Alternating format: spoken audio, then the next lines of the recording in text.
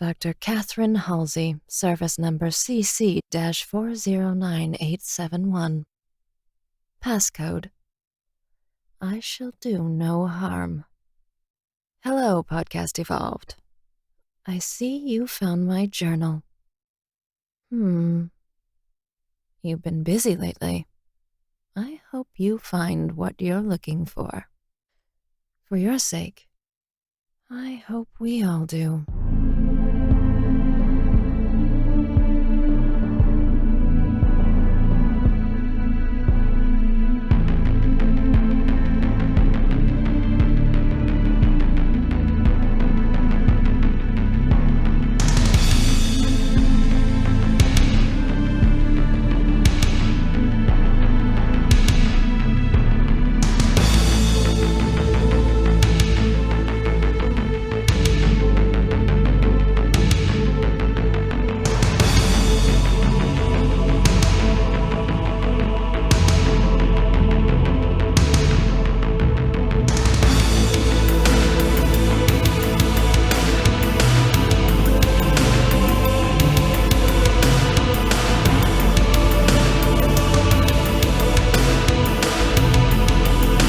Welcome, Spartans, to another Halo book club, part of Halo Podcast Evolved, your home for Halo. I'm your host, Oren, and we have a very special book club episode for you today. With me today, from the team, we have Krista. Hello. David. Hello, everybody. And Aaron. Hi, guys. And also joining us today is Kat Peterson. Hello, Kat. Hello. You may know Kat online as Seafox. She's a voice actress and does very convincing Dr. Halsey and Cortana impressions. We reached out to her to join us for this episode. Special thanks to Installation 00 for kind of connecting us together. We kind of talked briefly about one of his series on one of our past episode collaborations where he talks about Dr. Halsey's journal. And so today we're going to be diving into Dr. Halsey's journal for this month's book club. It was with the Halo Reach special editions.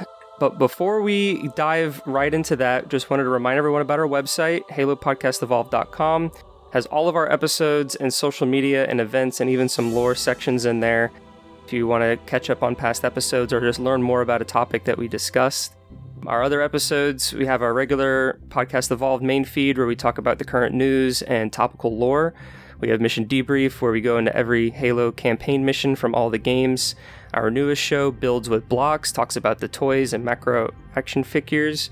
And we also have Patreon. If you want to contribute and help support us and get more sort of enjoyment from our show, more rewards, you can check out our Patreon at patreon.com/HaloPodcastEvolved. Special thanks to all of our patrons. We continue to see those numbers rise, and we couldn't be more thankful. Aaron and I actually recently just got a equipment upgrade thanks to you guys, using some shock mounts for our mics. So I hope the quality at least sounds a little bit better, or at least makes editing it go more efficiently. Fingers crossed no one will hear me bashing my elbows into the desk. And finally, if you want more to listen to, you can support Audible. They have a growing collection of Halo novels and audiobooks all in one place, as well as other originals and wellness programs and other podcasts to listen to. And you can go to audibletrial.com/podcastevolved. Now, I think we can dive into the greatest Halo collectible ever to exist. Oh, it's so good. I wish they would do more stuff like this. This is way better than a stupid statue, I gotta say. Or just kind of a random little leaflet of like an Oni memo or whatever. That's all we got in Halo 4. That's what I was going to say. I think that's kind of all the Halo 4 special edition was, like definitely the contents in this, and even just kind of the development of this. I mean, Bungie brought in Eric Nylund to come in and write all of this, and they had like a whole strategy, and pages were ripped out and only left in a few copies so then the community can kind of dive into it. Don't call out our greatest failure, Oren. We'll talk about that in a little bit, but just to kind of introduce it, Dr. Halsey's journal, like I mentioned at the top of the show, came with the Halo Reach collectors and special editions. It's a physical journal that came with those games that you can read and siphon through, and they have leaflets and memos and stuff that just falls out as you read it. It's pretty much what like the Loot Crate lore should always live up to be from those kind of packaged contents. but it came out in 2010. There really isn't a digital version. It's only whatever the Halo community's kind of uploaded to different web sharing sites, but there's no like Halo official release. Or even physical and like in the purchasable sense. It's pretty much just if you got it during the run of Halo Reach, then you have a copy. So there's a finite amount circulating in the world there. And it details sort of Halsey's thoughts from the 8th of August in 2510 to the 30th of August in 2552, which is basically when she starts to becoming familiar and working closely with Oni, up until essentially the fall of Reach is kind of that block of time.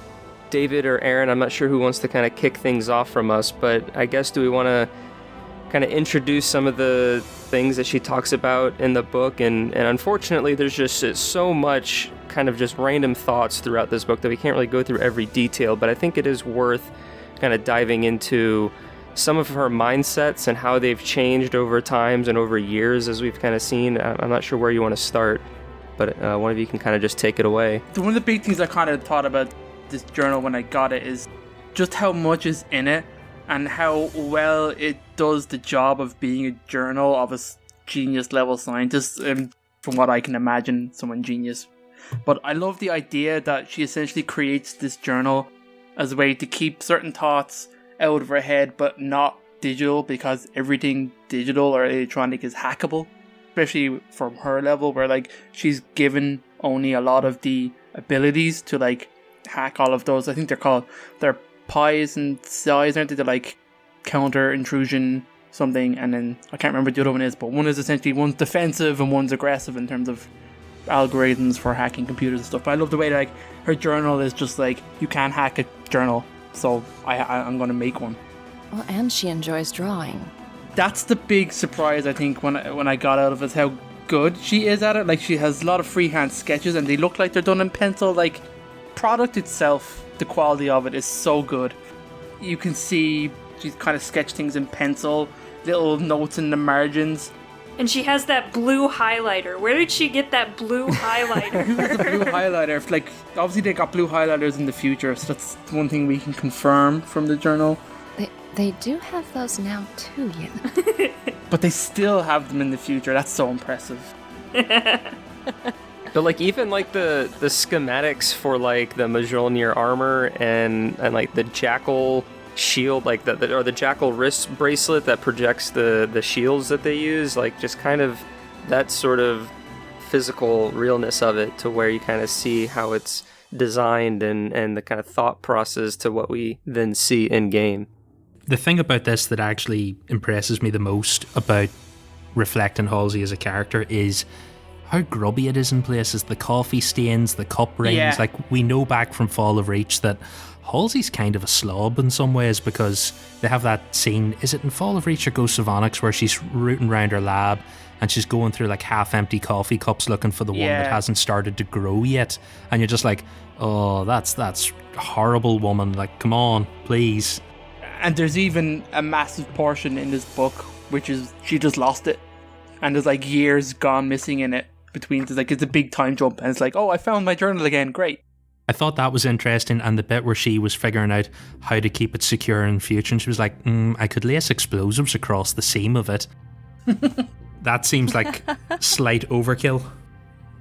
That's actually really common with a lot of high-level geniuses, is while they're thinking about things, that because their brain is doing multiple things at once, they miss certain things like that. There will be periods where it will be that messy around them because their brain is working on so many other processes that it just won't register that, hey, maybe I should clean that thing, or, this or that. It's just, I'm working on a task. What is imperative to this task? And so I know people who are very intelligent who have that same thing, where they literally will just pick up coffee cups until, oh, look, this one doesn't have mold, let's go. And it's actually quite common for high-level genius people. It's such a great attention to detail that someone in Bungie sat down and thought, this makes this book better, because if it never had a coffee stain in it, I'd have still thought it was amazing. But when you flick across a page and you go, oh, there's the ring of a cup, and you're like, oh, this all kind of like just fits together so nicely. Fits with her, and it's great. It just like one of the main reasons why I love this journal so much is because like when we think about it, we've talked about it before. Like Halsey doesn't enter the games until Halo Reach, and that's like what was that, like our fifth Halo game, and she shows up at the very end of the bunch. Even before then, before we get there, she was such a huge character in the Halo universe that we've never seen. Do you know what I mean? We had bits and pieces in other books, but like to actually have her in the game is so different. And then when you actually visually see this character, you hear her, you see the differences between her and Cortana, and the journal that you get kind of totally segments that character and makes it so much more real, especially when you're getting so much. And I think there's so much personality in it, and it's just like there could be small entries in here. The biggest thing, one of the big things for me, was the fact that it links her to Miranda, which I think at the time we didn't know. I think it was the journal that kind of revealed that Halsey and Jacobs had a baby together. I think it was implied, like Halo Reach kind of implies an attraction and stuff like that. The book? Yeah, the book. It certainly implies familiarity. I love how the journal, like the first time she meets him, she's got a sketch of him and it's really well done, and I just like that totally shows, and she even has an underlined note, Jacob. And up to that point, you don't get her on a first name basis with like any other characters. That's not how she deals with people. And to see her gain a level of familiarity and be impressed with Jacob, I think is awesome. And obviously her relationship with her daughter is not great and becomes quite strained over time. Just to see little bits and pieces of like, she will pay for making me drink decaf and all that kind of stuff, I thought was gas. Because obviously she was pregnant and not drinking like full caffeinated coffee at the time. I love that one of the first things we learn about Halsey is of her deep love for coffee. Just straight away she's giving out about coffee on Reach is crap and all that kind of stuff. Yes. I thought that was gas. A point that I really like that I kind of just chime in is like how the evolution of her kind of mindset kind of just grows throughout, because this is what 25, 50, like 30 or 40 years as we get through of what she's thinking. And so to kind of see her sort of like timid nature a little bit, to where she still thinks from the get-go she's the smartest person in the room, but she still doesn't know, or she still kind of has some like trust to Oni to some degree, and like feel like she's like overcoming and being better than them, to then throughout the journal she just continues to just kind of take a stab or a jab at them because they're either hindering her for what she believes is right, or when she thinks she's being manipulative, she tries to kind of be counter manipulative, and it just continues to grow as then she grows as an older and wiser character through all of these life events. Well, she's quite young, I think, at the start, isn't she? She'd be in her early 20s. I believe she's actually 19 is what Installation figured out. At the very start? That's what Installation, I believe, figured out. It's weird to think of Halsey anything outside of maybe like late 20s, early 30s. It's like Halsey was a kid at one point. No way. Well, she was always a genius, and so she was ahead of things in many ways, and especially with education. So for her, it was pretty appropriate. A lot of gifted students are often ahead at school like that. Aaron, anything? Sorry, yeah. Go ahead, David. Aaron, I've talked too much. We don't want to hear you anymore, David. I know. I can't do any cool voices. This is the only one I got. You have an Irish accent, though, so you have that going for you. That's true. I don't have one of those. We can coast on that for miles. We've got something there.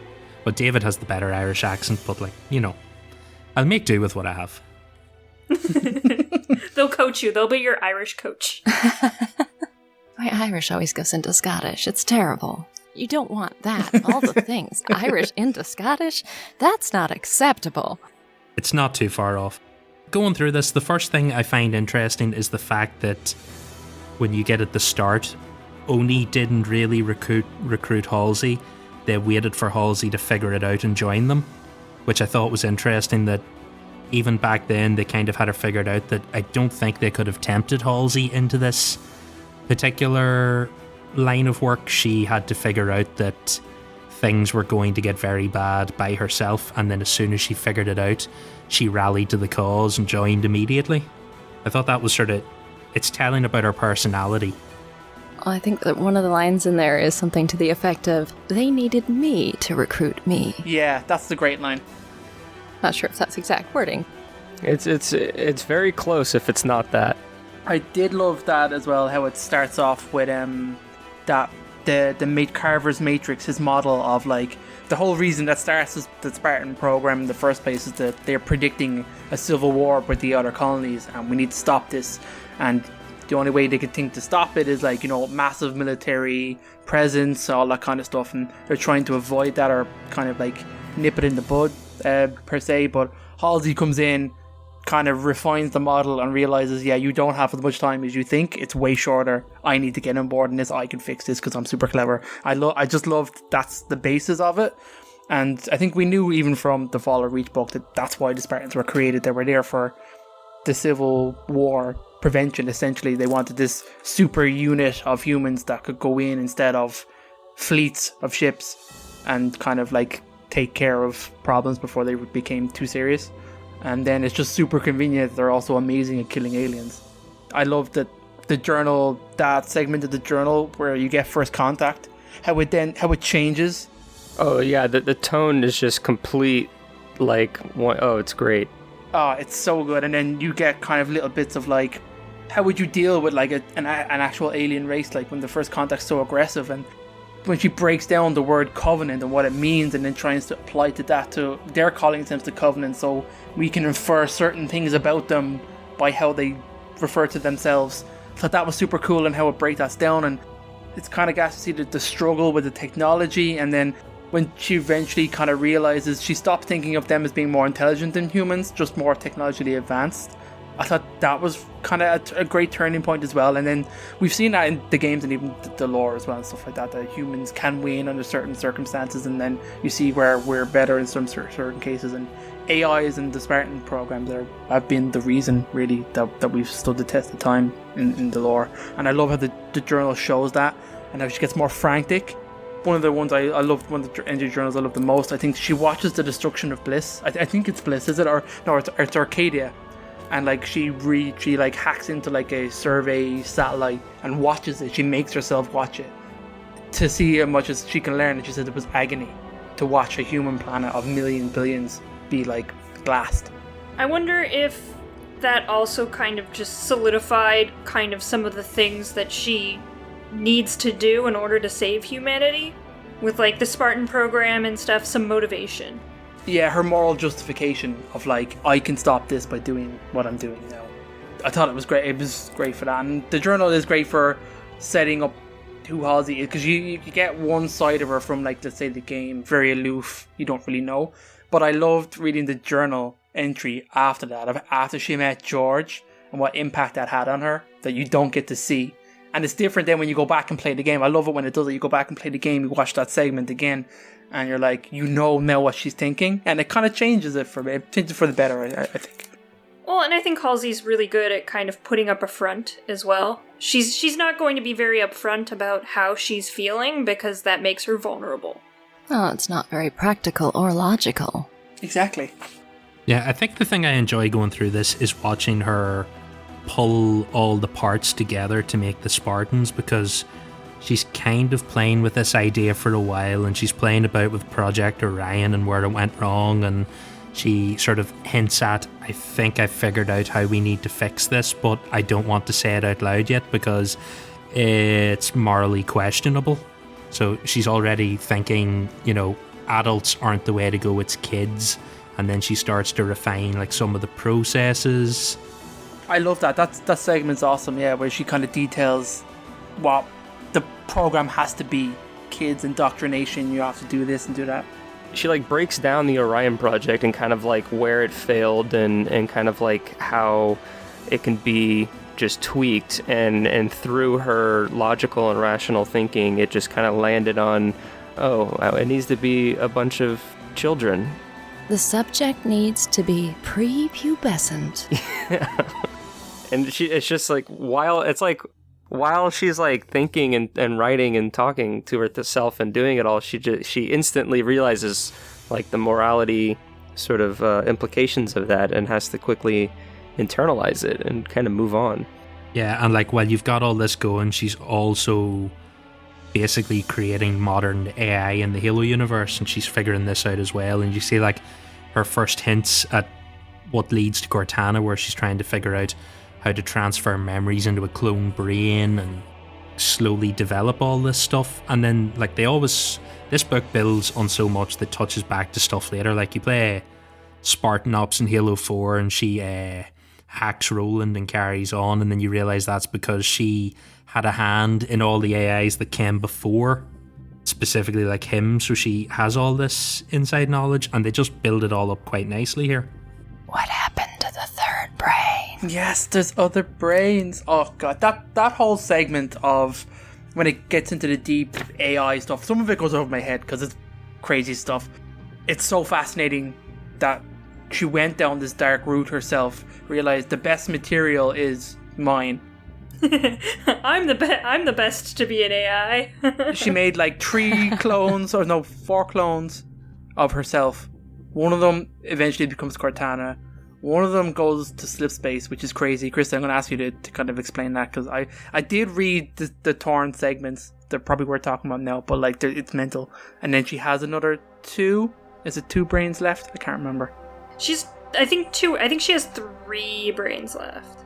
She's 3 brains left. I think it said specifically she puts 3 into cryostasis to save for, I think she has like later technological advances. Oh, here, yeah, sorry, I have this segment now, I'm looking at it. She theorizes the idea of using 3 AIs to create 1, and kind of like how that would work. Like a trimunitive or whatever. This AI may not necessarily die after 7 years. It could potentially balance the load between the 3 of them and stuff like that. So I guess we've theorized that maybe that's what these 3 brains could be for, and what's she going to do with them. Oh, it's so crazy. But the torn out pages, I think it's cool. I might just drop that bit of trivia in here. So Yeah. A small number of copies of the journal, no more than 5 according to Eric Nylund, did not have 2 of the missing pages ripped out. This was so the Halo fan community could discover the pages on their own. He expected them to find the pages within a few weeks. However, the pages failed, and we all failed to surface until May 6, 2016, when it was our own Jeff Easterling, that's right, he's ours, posted them into Cannon Fodder, called Noble Intentions. I thought this was mental because I remember when that happened and when they got posted, because I'd totally forgotten that there was pages missing in the journal. I remember getting to it and being like, oh, they're gone. I never thought of it ever again. I'd love to know what was on them, but I was like, they're gone. Obviously they're not meant to be in the book. I also think that one of the problems with Dr. Halsey's journal being part of the Halo Reach Collector's Edition is most people probably bought it for the Noble statue and not the journal. So the people who bought it for the Noble statue probably just put Dr. Halsey's journal on a shelf and never opened it. So if they had one of the copies with the pages in it, they're not going to be vocal about it. They don't know what they have.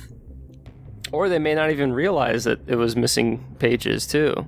That's what I'm thinking. If I, all those years ago, had have got this copy and all the pages were in it, I never would have questioned it again. Like, we'd have been sitting here now, I'd have been like, what pages are missing? I wouldn't have put 2 and 2 together at all. I'd imagine someone out there sitting with a thing going, oh, this was important, was it? Well, all the pages were hand-torn, and some of mine were slightly less well-torn, so I definitely noticed some pages missing. They were hand-torn, that's gas. Yeah, I definitely noticed on some of them. I was like, there was a page. Where is my page? I want my page. And those pages have some really weird stuff. So she talks in the early stages of the book of like, the problem with the AI is a thing of space, that they take up too much space and eventually like they think themselves to death. So what if space wasn't a problem? I.e., what if we put them into a place where there is no limits on the space, or outside our dimension, which is inside slip space? And I think the ripped pages, they kind of detailed what she did. Is that right, Krista? Yeah, so she talks about how she put the AI out there with a probe that let her know what the AI was doing, and not very soon after she put the AI into slip space, it started, of course, becoming extremely intelligent, making huge logical leaps, developing a bunch of new mathematics that Halsey herself couldn't even really keep up with. And then it started to get really weird. super, super, super weird. It started just random babble and stuff like that, something that was completely incoherent to a human. And so Halsey was like, oh shit, this isn't good. Uh-oh, what'd I do? And I think at one point the AI just kind of stopped transmitting, and Halsey's like turned off everything, ripped the pages out of the journal, and was like, well, I hope that problem solved itself. Let's just say that never happened. That's what she did. Her answer in the lab is to just go like, well, I hope it's dead. And you're just like, that's not the answer, Halsey. Did anyone else get a slight Gravemind vibe about it as soon as she says super intelligent, starts to babble a bit, and I'm like, uh-oh. Maybe. It's our savior. It'll come back and save us all. Maybe it encountered a Forerunner AI that might be in slipspace or something like that. It's hard to say because they haven't really... This event hasn't really been mentioned since, because only Halsey knows about it, and we haven't seen any implications of it just yet, but it's one of those... This journal does an amazing job at putting threads out there that never quite get tied up, which makes it extremely relevant even now, years after the journal was even written. All of the stuff in it is still very speculative and interesting and could affect the Halo universe as we know it today. Especially because we know that the setting of the next book, its purpose is to go back to Reach, go back to Halsey's lab. Or do we know it's Halsey's lab, or is it just back to Reach? No, it's back to Halsey's. I think it specifically says back to Halsey's lab. Does it? Okay, so at least that really gives us kind of tie-ins that now we know that if you're going back to Halsey's lab for something, that maybe the journal that existed during her period there can contain something. I don't think the journal's there. The journal was...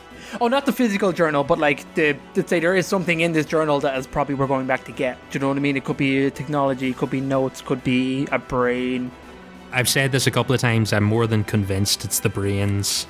Yeah, I would say, because we see Cortana in one of the Halo Infinite trailers, so... That's true. There's also the giant Forerunner compound below Castle Base, where they got the crystal, so like there could be more than just that crazy crystal that we got in First Strike below Castle Base that could be discovered as well. Also the latchkey discovery that we have no idea what it is, that they keep talking about. That's true. The data was corrupted. I think that's what she said in this. Anyway, it's cool that this thing that came out years ago is still relevant now. It's probably one of the most relevant pieces of Halo lore. It's really interesting. And I love that it's like, it is in itself in canon. It's in games. They talk about it during Kilo 5 Trilogy. Like, various characters read it, which I think is great. And, you know, BB talks about it a lot. And you can actually see it in Halo Reach. You can find it in the level of the package, in the tribute room. I thought that was really cool. It's in a cutscene in Halo 5. I was about to say, yeah, it's in a cutscene in Halo 5, which is pretty cool. When she's, like, talking to Locke. It's a good cutscene. Does anyone have any kind of cool things from it? I'm trying to think, because other than, like, the starting, the training, I thought was really cool with the Spartan program of, like, some of the things, like her observations of the candidates and stuff. One of them stuck out that I'd completely forgotten about, which is a Spartan who never became a Spartan, named Caleb. He was a kid they went to get, and they said he has markers that suggest precognitive abilities. So when they went to go get him, he knew they were coming, so he wasn't there. So they never abducted him, and he's still down as Caleb. I think it's 096 something like that. I thought I had highlighted there, but he came. One of his like what are they called? Candidate records came as like a bonus feature. I thought that was really cool. That he's just out there. They never find him. They don't know where he is. Well, and this journal also talks about the failed Spartan candidates that Halsey hopes to rehabilitate and make fully fledged Spartans. It kind of goes over the fact that only a very, very minimal Spartans actually died from the augmentations. Ones that couldn't be saved now are in cryo sleep that she's hoping to save later. So I thought that was interesting. That gives us Red Team in Halo Wars. Like, they have come from the rehabilitation program, so we have... But they're not. They were rehabilitated around the same year, because when you think about when Halo Wars happens, like, that's relatively close in timeline to them being created, as opposed to imagine pulling out a reject now. how many years? 40 years? Yeah, that kid will still be a kid, like a 14-year-old. That you can then make into a Spartan. Imagine getting a new, quote-unquote, new unit of Spartan 2s. That's awesome. There's always Spartans in the freezer for another book.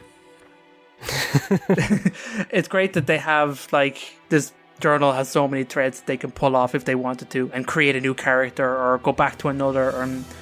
It's cool. Another good kind of section of the book is her struggle with, like, the Spartan 3s, because Mendez is missing, and she's like, oh, that's weird. And then, of course, she meets Noble Team, and, you know, all this stuff happens, and she doesn't mention Ackerson, like, formally, but you know she's pissed off at him. Is that the Vice Admiral she refers to? No, that's Parangosky is the Vice Admiral. Oh, it's not actually. It's is it not? They say it's Vice Admiral Michael Stanford is referenced throughout the journal as the Vice Admiral, but he's never mentioned by name. I thought that too. I thought it might have been Parangosky, but I think it's not. It's interesting that she doesn't mention Margaret at all, because we know they worked pretty closely to develop the Spartan program. Yeah. That might have been because Margaret wasn't written yet in the Halo universe. Ghosts of Onyx, was it? She was in those, yeah. She should be, I think. Yeah, I think that's when they mention her. She doesn't mention, like, any particular people in Oni, like, at all. There's a few other scientists who she mentions, but, like, there's very little, like, she doesn't talk about individuals in Oni. She talks about Oni as, like, a group every now and again that, you know, they're against her, their new policies or whatever, they're doing that. It's rare that she would call out somebody by name in her journal. Oni always has an agenda. Yeah, exactly. She probably has an inkling that Oni might end up with the journal in some way, so to actually, like, call out people from Oni itself might incriminate her in some way. Not that the journal already doesn't incriminate her, but... I think they kind of, like in the Kilo 5 books, they mention that at one point. I think it's Baby that says, like, she wrote this journal and left it clearly as, like, an attempt to soothe her conscience in later life. You know, she thought the journal would outlast her and put something forward that the Spartans would read. So I think, like, it's part of what she's doing with this is just putting her version down, although very few people tend to agree with her version of things in the later universe. Anything else? We're getting to about that time. Kat, is there anything in particular that I think you've kind of been more supporting? Is there maybe something that you stuck out to you, like reading this all, or maybe a new perspective when you were doing the series with Installation 00? Well, as much as we haven't completed the series yet, but from my readings through the journal, I really felt like she was just trying to find her way and a way that she could be of use to humanity. You can see her as evil, and you can see her as good, but at the end of the day, she's human, and I'm really glad that the journal kind of shows you that. She might have social issues, yes, but a lot of us do. She's human. There's nothing wrong with being human. We all handle things differently, and while it doesn't excuse war crimes and kidnapping of children, we all have our own path. Yeah, I think it's interesting that she saw her shortcomings. You see it time and time again, the whole way through the diary, where she broke it off with Keys. She still missed him, but she knew she wasn't good for him. She gave Miranda up to him, the same thing, like she knew she wasn't good for that. And then she hints at, I think Miranda reaches out to her for her medal ceremony before she gets the amber clad, and Halsey's like, she wants me to come, I should go, but I know why I'm not going to. She's sort of accepting of a lot of her flaws, and she knows that she has them, which I think a lot of people in the universe don't think. They just think she's insanely intelligent and arrogant about everything, but Halsey knows where Halsey comes up short. And she doesn't try to also fight her flaws, she just kind of accepts them as being part of herself and moves forward. Yeah, I think that's why she didn't go to the ceremony. She didn't want her reactions and her reflections to reflect on her daughter. Also, I also get the impression that she's protecting her, because she says, like, she has many enemies even within Oni, and I'm sure the more distance she keeps between her and her daughter, she probably thought in her head was protecting her too from them. definitely. It's quite a tragic story between her and Miranda, actually, and it's very subtle in the book, but when you kind of know the character a bit more deeply, it's really sad. Yeah. Because in Glasslands, she's really, really kind of broken up about it, even though she doesn't kind of express it a lot.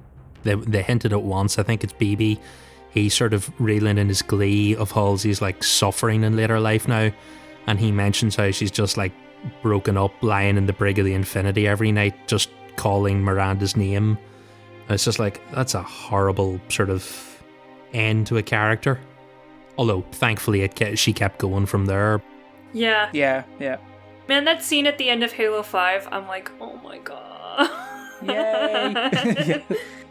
I can't wait. I'm really hoping she comes back as some kind of main character in Infinite. Like, it's what I want. More Halsey time. I never get enough Halsey time. I think we're all curious to see what's in store for Halsey. And hopefully we don't have to wait too much longer. As of recording, this is towards the end of July of 2020, and so we'll be well into the news cycle by the end of the month, as well as into the coming months leading up to the release. So we hope to learn more about that, and we'll of course be discussing about that on our other shows as we move through the rest of the year. I think we'll kind of wrap it up there, unless anyone has any last minute things to kind of contribute. I had fun, you guys. Thanks a lot. This has been a very amazing experience. You sound really trippy. Just like Halsey. I'm so glad you were alright with my peanut gallery comments. I do that a lot. Oh, we love it. We love it. It was fantastic. So we very much thank you again for joining us, and we hope our listeners really enjoyed it as much as we did.